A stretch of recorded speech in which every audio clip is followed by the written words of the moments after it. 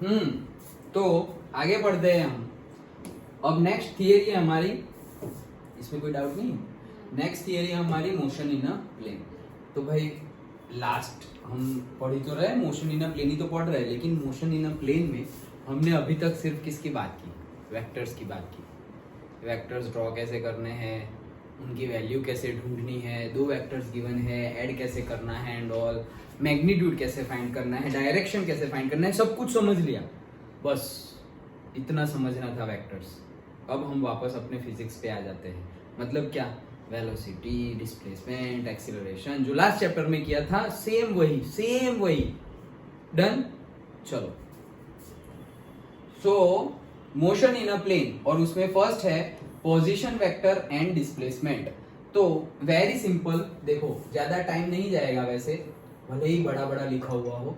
Position vector and displacement, तो देखो यहीं पे बता देते, इसमें फिर ड्रॉ करना आएगा तो लिखना आएगा, तो इसको थोड़ा और बड़ा कर देते हैं। ओके चलो, तो पोजीशन वेक्टर एंड डिस्प्लेसमेंट यही फिगर में बता रहा हूँ। ऐसा समझो ये ओ है, ये मेरा पॉइंट पी है।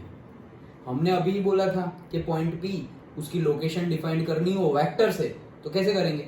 ओ से पी तक का वेक्टर बना दो। ओ से पी तक का वेक्टर बना दो तो वो उसका पोजीशन वेक्टर हो गया। तो ओ से पी तक का वेक्टर बना दिया, जिसको बोलेंगे हम वेक्टर आर।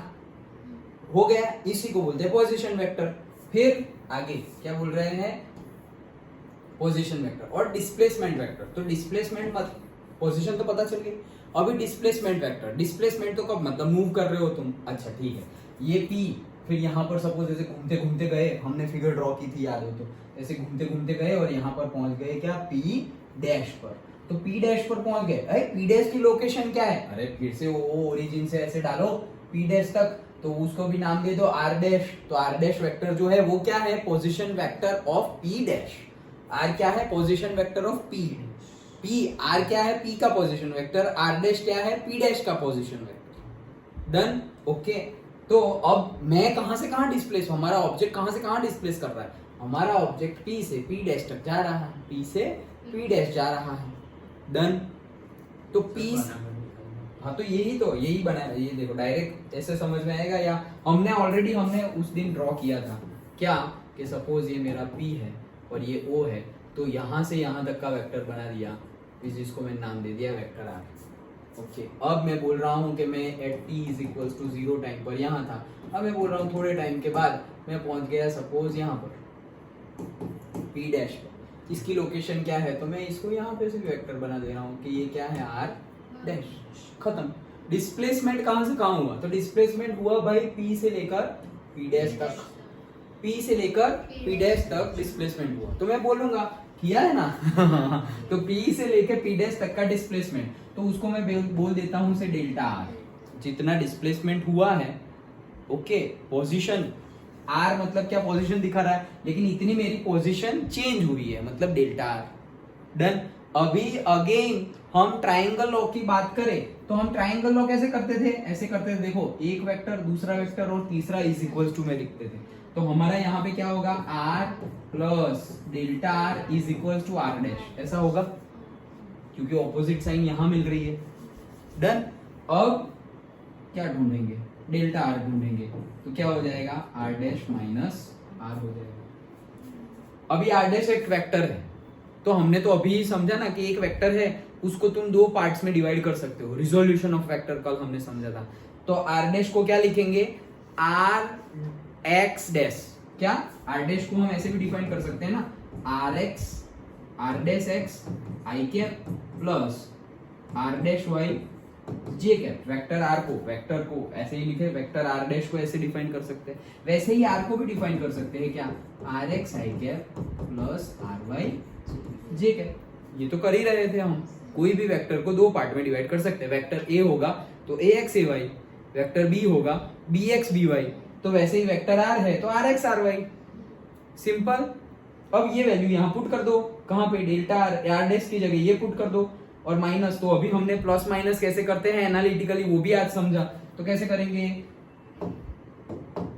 कि delta R is equal to, क्या करेंगे? Delta R is equal to R dash पहले है, ये पहले माइनस ये बाद में, तो आई दिस माइनस दिस, तो क्या हो जाएगा? आई कैप कॉमन निकाले, so R dash X R X minus में आई कैप, और फिर दूसरा plus R dash Y minus R Y J cap. ऐसे ही होगा डेल्टा आर। सिंपल, दोनों की वैल्यू पुट करो, आर डैश की वैल्यू ये रही, आर की वैल्यू ये रही, दोनों माइनस करो। तो ऐसे ही तो माइनस करते थे, आज ही तो सीखा एनालिटिकल मेथड। डन, तो ऐसे ही करना है बस। ओके, ये लिखा हुआ है डायरेक्टली, ये देखो हमारे जैसे ही फिगर है, पहले यहाँ फिर यहाँ ऐसे ड्रॉ कर दिया, delta R E R dash. Okay, ये सब डायग्राम अभी वापस देखते हैं। सपोज पार्टिकल कहाँ से, delta R is equal to R dash minus आया, delta R is equal to this this this. Done. Okay, so delta X is equal to where, ये देखो एक्स डैश वाई डैश, मतलब ये जो हमने are dash x लिखा है, उन्होंने सिर्फ एक्स डैश लिखा है। जो लिखो वो, जो हमने आर एक्स डैश लिखा है, उन्होंने क्या लिखा है, एक्स का डैश। आर वाई डैश लिखा है तो उन्होंने लिखा है वाई का डैश। इसको लिखा है उन्होंने एक्स, इसको लिखा है उन्होंने वाई, और आर को लिखा है उन्होंने से आर को तो आर ही लिखा है, और डेल्टा आर को लिखा है डेल्टा एक्स। ओके, सिंपल, कोई डाउट नहीं। ओके, तो वो डायरेक्टली लिख लिया है, दैट्स इट। तो ये क्या है हमारा, position vector and displacement vector का कॉम्बिनेशन। क्योंकि पहले तो हमने पोजीशन वेक्टर बनाए, फिर पोजीशन वेक्टर से हम डिस्प्लेसमेंट वेक्टर पे आ गए। डिस्प्लेसमेंट वेक्टर की वैल्यू कैसे फाइंड करती है, तो वो वैल्यू पुट कर दो रिजोल्यूशन ऑफ वेक्टर की, तो वैल्यू मिल जाएगी। अगर तुम्हारे पास ये वैल्यू है क्या, R X R dash X minus R X, ये वैल्यू है, plus R dash Y minus R Y, ये वैल्यू है, तो मिल गई ना वैल्यू आर डेल्टा आर की। देन सिंपल, कुछ भी नया नहीं है, ये सब हमने देखा ही। ओके, आगे ये पोजीशन वेक्टर और डिस्प्लेसमेंट वेक्टर। अब आगे बात करते हैं हम किसकी, वेलोसिटी की। तो वेलोसिटी क्या होती है, तो वेलोसिटी तो हमने पहले भी देख ली है लास्ट चैप्टर में। क्या था, पोजीशन वेक्टर का with respect to time change जो होता है, वही है हमारी एवरेज वेलोसिटी। ओके, तो एवरेज वेलोसिटी हमारा सपोज v बार क्या हो जाएगा, पोजीशन वेक्टर मतलब displacement vector delta R by delta T. Done, ये हो गया। अब वैल्यू कैसे फाइंड करेंगे, तो भाई डेल्टा आर को हम लिखेंगे अभी जैसे लिखा था वैसे, वैल्यू फाइंड करेंगे।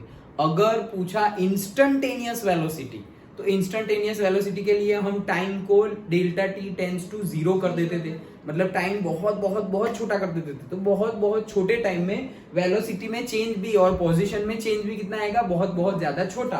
तो उसके लिए सपोज हमने v लिखा है इंस्टेंटेनियस वेलोसिटी, तो वो हो जाएगा dr बाई dt। डन। वैसे ही एक्सीलरेशन क्या होता था, तो average acceleration is the change in the velocity upon change in the time, average. लेकिन इंस्टेंटेनियस फाइंड करना हो तो छोटे से टाइम के लिए छोटा सा एक्सीलरेशन। सो अगर छोटे से टाइम के लिए एक्सीलरेशन फाइंड कर रहे हो तो dv by dt। Done. Basically वही है जो हमने वन डायमेंशनल में देखा। अब यहां पर तुम क्या करते थे कि जो पोजीशन वेक्टर है उसका डिफरेंशिएशन करते थे और वेलोसिटी ले आते थे, फिर वेलोसिटी का जो आंसर आया फिर से डिस्प्लेसमेंट फिर से डिफरेंशिएशन करते थे और एक्सीलरेशन ले आते थे। वैसे न्यूमेरिकल भी किया हमने। तो उसमें और इसमें फर्क क्या है, उसमें और इसमें एक ही फर्क है, वहां पे सिर्फ x था, मतलब r की जगह क्या था, सिर्फ rxi था, rxi cap, that's it. Okay, y था ही नहीं, क्योंकि हम लाइन में बात कर रहे थे, हम प्लेन में नहीं बात कर रहे थे। यहाँ पे rx भी होगा और ry भी होगा, बस उतना ही डिफरेंस है।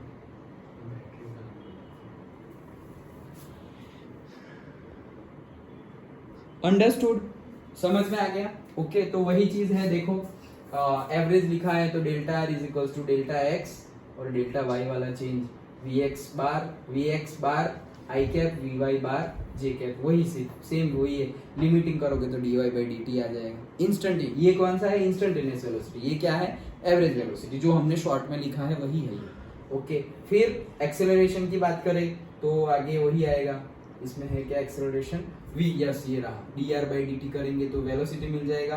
अब हाँ, तो वेलोसिटी तो मिल जाएगा dr बाई dt करेंगे तो, लेकिन अगर हमें दो पार्ट में गिवन है ना, कोई भी वेक्टर होगा तो अब तो हम दो पार्ट में बात करने वाले हैं। जैसे कि कोई r वेक्टर है तो rx और ry ऐसे निकालेंगे, तो उनका फिर रिजल्टेंट कैसे निकाले? अरे अभी तो रिजल्टेंट निकालने का देखा था, A square plus B square root में A square plus B square plus 2ab cos theta. यहाँ पर भी वैसे ही निकालेंगे। तो देखो v इज इक्वल टू क्या हो जाएगा, स्क्वायर रूट में vx square plus vy square. Resultant तो ऐसे ही निकलेगा, square root of vx square plus vy square plus 2vx vy cos theta plus 2vx vy cos theta. लेकिन पर्टिकुलरली अगर 90 डिग्री है, vx और vy का एंगल क्या है 90 डिग्री, तो cos 90 क्या होता है 0। cos 90 0 होता है, cos 0 1 होता है। cos 90 0, तो तुम वैल्यू पुट करोगे v is equal to square root of vx का स्क्वायर प्लस vy का square plus 2vx vy cos theta. यही फॉर्मूला है हमारा, square root of a square plus b square plus 2ab cos theta. तो a square plus b square plus 2ab cos theta. अब यहाँ तो इतना ही लिखा हुआ है, इतना इसलिए लिखा हुआ है कि cos 90 होता है 0 और ये पूरा 0 हो गया, तो बाकी कितना रहा, सिर्फ इतना ही रहा ना। तो कभी भी आगे चैप्टर में है ना इतना ही लिखेंगे, ये लिखेंगे ही नहीं। ये नहीं लिख रहे मतलब तुम समझ जाओ कि दोनों के बीच का एंगल कितना है 90 डिग्री। 90 ना हो तो लिखना पड़ेगा, डन। 90 ना हो तो लिखना पड़ेगा, 90 हो तो डायरेक्टली ही लिख देंगे क्योंकि ये तो 0 है। निर्भय यहाँ ध्यान दो, अंडरस्टूड, ओके। तो वही चीज है vx स्क्वायर vy स्क्वायर। और tan थीटा कैसे मिलेगा, तो tan थीटा हमें मिलेगा डायरेक्टली स्लोप से कि y बाई एक्स, तो हम कर देंगे vy बाई vx, ओके। क्योंकि x और y होगा, ये x है और ये y है और ऐसी लाइन होगी, तो स्लोप हम फाइंड करते थे ना dy बाई dx से। y बाई x, तो y में क्या है vy और x में क्या है vx, तो tan theta is equals to vy by done. वैसे ही क्या है एक्सेलरेशन है, तो जैसे हमने अभी पढ़ा ना, सेम जो वेलोसिटी का पढ़ा वैसे ही एक्सेलरेशन का। जैसे वेलोसिटी का पढ़ा वैसे ही एक्सेलरेशन का। जैसे यहाँ पर rx प्लस ry था, वैसे ही यहाँ पर क्या होगा vx एंड vy होगा। तो वैसे ही एक्सेलरेशन की वैल्यू ढूंढनी होगी, तो हम फाइंड करेंगे क्या, स्क्वायर रूट ऑफ ax का स्क्वायर प्लस ay का square plus 2ax ay cos theta. Again ax और ay के बीच में अगर 90 डिग्री हुआ तो वो तो टर्म गया। तो अगर a की वैल्यू निकालनी है तो दोनों जो वेक्टर होंगे उनका स्क्वायर रूट स्क्वायर करना है, सम करना है और फिर स्क्वायर रूट कर देना है, तो तुम्हें फाइनल a वेक्टर मिल जाएगा। कब, एवरेज एक्सेलरेशन के लिए। और इंस्टेंटेनियस एक्सेलरेशन के लिए तो डायरेक्टली क्या कर देंगे हम, डिफरेंशिएशन कर देंगे, तो बात खत्म, ओके। तो वही चीज है, सेम जैसे पहले किया था वैसे ही है, डिट्टो, ओके। तो that's why we are going somewhat fast, okay. a is equals to limit delta t tends to 0 delta v by t, ये आ गया। और अगर लिमिट डाल दी इंस्टेंटेनियस एक्सेलरेशन की बात कर रहे हो, तो इंस्टेंटेनियस एक्सेलरेशन में हम d ले लेंगे, ओके। इंस्टेंटेनियस एक्सेलरेशन में हम क्या ले लेंगे, d ले लेंगे, ये रहा ax इज इक्वल्स टू, दूसरी बार कर देंगे, ओके। दो बार पोजीशन का करोगे, एक बार पोजीशन का डिफरेंशिएशन करोगे तो वेलोसिटी मिलेगी, दूसरी बार कर दिया तो क्या मिलेगा, एक्सेलरेशन मिलेगा, जो हमने लास्ट टाइम न्यूमेरिकल्स भी सॉल्व किए थे। तो ये पूरा हमें मिला एक्सेलरेशन का, ओके। और वेलोसिटी की डायरेक्शन कौन सी होगी, तो तुम्हारा tan थीटा तो निकाला ना हमने, यही डायरेक्शन होगी। लेकिन अगर फिर भी कहीं पे वेक्टर तुम्हें ड्रॉ करके दिखाना हो तो कैसे बताएंगे कि ये पाथ है, कोई भी पाथ पर टेंजेंट ड्रॉ करो, तो कोई भी पाथ पर हमने टेंजेंट ड्रॉ कर दिया, जो पॉइंट पर तुम्हें वेलोसिटी चाहिए, मुझे ये पॉइंट पर चाहिए तो यहाँ कर दो, मुझे ये पॉइंट पर चाहिए तो यहाँ टेंजेंट ड्रॉ कर दिया। ये टेंजेंट की डायरेक्शन ही तुम्हें वेलोसिटी की डायरेक्शन बताती है। तो भाई सर ये तो ये दोनों साइड जा रही है, अरे तुम्हारा पॉइंट कहाँ जा रहा है, यहाँ से यहाँ जा रहा है, मतलब ये डायरेक्शन है, तो तुम्हारी वेलोसिटी की ये डायरेक्शन। अगर तुम्हारा पॉइंट यहाँ से यहाँ जा रहा है ऐसे नीचे, तो तुम्हारे टेंजेंट की डायरेक्शन ये वाली होगी। डन, समझ में आया। तो डायरेक्शन अगर ड्रॉ करनी हो तो ऐसे हम टेंजेंट ड्रॉ करके कर सकते हैं, अंडरस्टूड। सिंपल ही है ना, कोई डाउट नहीं है ना। हाँ, ये हमने ऑलरेडी सब किया हुआ है, that's why we are going somewhat fast. देखो, the direction of the velocity at any point on the path of an object is tangential to the path at that point and is in the direction of motion, जो मैंने अभी बताया वो wording में, okay. कि velocity की direction क्या होगी, वो टेंजेंट की वो पॉइंट पर टेंजेंट ड्रॉ कर लो, और मोशन की जो डायरेक्शन होगी उस पॉइंट पर वैसी ही वेलोसिटी की भी डायरेक्शन होगी, okay. And that's it. note that in one dimension the velocity and the acceleration of an object are always along the same straight line. मतलब हम जब स्ट्रेट लाइन मोशन की बात कर रहे थे तो हम क्या बोल रहे थे कि वेलोसिटी यहाँ है इस डायरेक्शन में, तो एक्सेलरेशन भी कहाँ है, उसी डायरेक्शन में, जो क्योंकि स्ट्रेट लाइन मोशन की बात चल रही थी ना, तो वेलोसिटी की जो डायरेक्शन है एक्सेलरेशन की भी वही डायरेक्शन है. तो वेलोसिटी की जो डायरेक्शन है एक्सेलरेशन की भी वही डायरेक्शन है. तो अगर यहां पर तुमने वो लगाया, क्या लगाया, मैग्नीट्यूड फाइंड करने के लिए लगाया, तो vx vy मतलब वेलोसिटी और एक्सेलरेशन के बीच का अगर तुम्हें एंगल निकालना है, वेलोसिटी और एक्सेलरेशन के बीच का एंगल निकालना है, तो स्ट्रेट लाइन में या तो जीरो होगा, या फिर तुम आगे बढ़ रहे हो और अचानक से ब्रेक मार दी, वो वाले न्यूमेरिकल देखे थे वो स्कूल बोर्ड वाला एंड ऑल लास्ट चैप्टर में. ओके, तो या तो जो डायरेक्शन में वेलोसिटी है वही डायरेक्शन में एक्सेलरेशन होगा, या तो ऑपोजिट होगा, जिस डायरेक्शन में वेलोसिटी है एक्सेलरेशन उसके ऑपोजिट है, मतलब डी एक्सेलरेशन. ऐसा कब हुआ, जब ब्रेक मारोगे तब. ओके, तो पॉसिबल क्या था, एक ये और एक ये दोनों सेम डायरेक्शन में, और दूसरा एक ये और एक ये ऑपोजिट डायरेक्शन. यही दो केस पॉसिबल थे, दोनों एक डायरेक्शन में है या दोनों ऑपोजिट डायरेक्शन में है. लास्ट चैप्टर में वन डायरेक्शन में ये पॉसिबिलिटी थी, लेकिन यहां पर ऐसा नहीं है. यहां पर ऐसा भी हो सकता है, यहां पर ऐसा भी हो सकता है, और यहां पर तो पूरे एंगल में कुछ भी हो सकता है. ये मेरा वेलोसिटी है और एक्सेलरेशन ऐसे है, हो सकता है पूरा ऐसे घूम सकते हैं. क्यों, क्योंकि ये तो प्लेन है, वो तो लाइन थी, ये तो प्लेन है, तो प्लेन में कहीं पर कुछ भी हो सकता है, कोई भी एंगल हो सकता है. मतलब हम जा रहे हैं ऐसे, तो मेरी वेलोसिटी यहाँ होगी और किसी ने आके ऐसे धक्का मार दिया और मैं वहां चला गया, तो ऐसी डायरेक्शन थी वेलोसिटी की, एक्सेलरेशन की ऐसी हो जाएगी. समझ में आया, अचानक से चेंज हो जाएगी. डन. जैसे कि ऐसा समझो कि कोई एस्ट्रॉइड घूम रहा है कोई प्लेनेट के आसपास, और अचानक से उस कोई दूसरा एस्ट्रॉइड आके उससे टकरा गया, तो क्या हो गई, दोनों की डायरेक्शन अलग हो गई. Just like Heisenberg uncertainty principle, कि एक ही एक्सपेरिमेंट में पोजीशन एंड मोमेंटम फाइंड नहीं कर सकते. जैसे जैसे हम वेवलेंथ को छोटा करते जा रहे थे तो एनर्जी बढ़ती जा रही थी, और ज्यादा एनर्जी वाला जैसे ही टकराया तो क्या हुआ, उसका मोमेंटम चेंज हो गया. डन. ओके, तो वही केस यहां पर है. Note that in one dimension the velocity and acceleration of an object are always along the same straight line. Okay, however for motion in a 2 or 3 dimension velocity and acceleration vector may have any angle between 0 to 180 degree between them. कहीं पर भी plane है ना, तो ये x और y कहीं पर कुछ भी होगा, जी एकदम ऑपोजिट हुए तो 180 हो गया. ऐसे यहां से यहां तक का 180, 90 डिग्री भी हो सकता है, 45 भी हो सकता है, 30 भी हो सकता है, 60 भी हो सकता है, 135 भी हो सकता है, 110 भी हो सकता है, कुछ भी हो सकता है, क्योंकि प्लेन है इसलिए. अंडरस्टूड. ओके, समझ में आया पूरा. देखो यहां पर ऐसा मत समझना सर ये सारे फिगर क्या है, हमने जो ड्रॉ कर रहे थे वही है. ये देखो, ये हमने ड्रॉ की थी अभी P और P डैश, ये डेल्टा R. अब ये देखो P और P1 नहीं, ये P2 है, तो ये डेल्टा R2 मिलेगा. P3 है तो डेल्टा R3 मिलेगा. कहने का मीनिंग क्या है, ये इंस्टेंटेनियस वेलोसिटी निकाल रहे हैं, तो इंस्टेंटेनियस वेलोसिटी के लिए हमें टाइम को क्या करना पड़ेगा, कम करना पड़ेगा. तो ये टाइम कम कर रहे हैं, देखो ज्यादा टाइम में ज्यादा वेलोसिटी, कम टाइम में कम वेलोसिटी, और कम टाइम में और कम, और कम टाइम में भाई वो पॉइंट पे आ गए कम करते करते. वो ये ग्राफ हमने लास्ट चैप्टर में भी देखे थे. वैसे ही यहाँ पर ये जा रहा है, तो ये फिगर तो किसके लिए है, Vx और Vy. तो tan थीटा क्या होगा, Vy बाय Vx, उसके लिए फिगर गिवन है. और ये वाली जो उसके लिए फिगर थी इंस्टेंटेनियस वेलोसिटी के लिए, तो ये फिगर गिवन है तुम्हें कैसे, इंस्टेंटेनियस एक्सेलरेशन के लिए तुम्हें ये फिगर गिवन है. तो ये रहा, ये पॉइंट पर V ऐसा है, ये पॉइंट पर V डैश ऐसा है, तो ये V डैश है, ये V है, तो इतना कितना हो गया, डेल्टा V. देखो यहाँ पे हम ये तो हमने ड्रॉ कैसे करते हैं बता दिया है ना.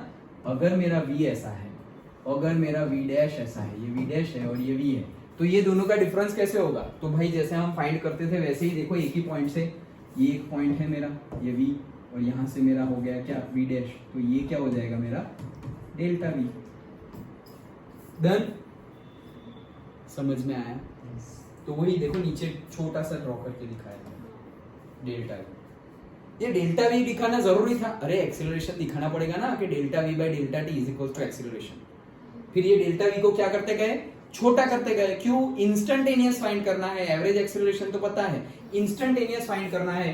तो ज्यादा टाइम में इतना दूर गया, कम टाइम में भाई थोड़ा कम गया, और कम टाइम किया तो थोड़ा ही गया। देखो कितना नजदीक आ गया यहाँ से, ये देखो नजदीक आ रहा है, और लास्ट में तो वही पॉइंट पे आ गया। तो ए और वी की डायरेक्शन ऐसे हो गई। कैसी हो गई? 90 डिग्री। अगर वी ऐसा है तो ए उसकी 90 डिग्री में होगा। डन? आया समझ? पक्का? सही में कोई डाउट नहीं है ना? घर जाने के लिए ना हाँ हाँ मत बोलना। डन? ओके, तो ये था हमारा थियरी। क्या? Motion in a plane. और उसमें हमने सब कुछ देखा, position vector, displacement vector, velocity, acceleration, average velocity, average acceleration, सब कुछ कैसे फाइंड करते हैं। बेसिकली ये समझना है, इसके बेस पे न्यूमेरिकल ही आएंगे। ओके, हाँ ग्राफ आ सकते हैं कि भाई ड्रॉ करो ग्राफ वेलोसिटी के या एक्सेलरेशन के, इंस्टेंटेनियस वेलोसिटी फाइंड करनी हो तो कैसे ग्राफ आएंगे।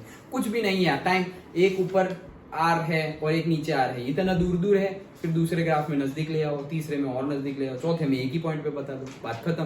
तो वेलोसिटी में ऐसे भी वही करना है, 2 पॉइंट दूर है, नजदीक लाओ, चौथे में एक साथ दिखा दो, खत्म। डन? कोई डाउट नहीं? ओके, तो हमने यहाँ तक देखा। अब क्या है? अब आगे एक न्यूमेरिकल है। यस, एक न्यूमेरिकल है आगे। उसके बाद हमारा मोशन विथ कांस्टेंट एक्सेलरेशन है, फिर अगेन न्यूमेरिकल है, फिर प्रोजेक्टाइल मोशन तो लास्ट में था। तो प्रोजेक्टाइल मोशन, उसके लिए काफी कुछ इक्वेशन एंड ऑल है, फिर न्यूमेरिकल्स, एंड विद दैट और एक है यूनिफॉर्म सर्कुलर मोशन एंड उसका numericals, and then chapter over. मतलब it will take maybe 2-3 days। Done? समझ में आ गया? पक्का?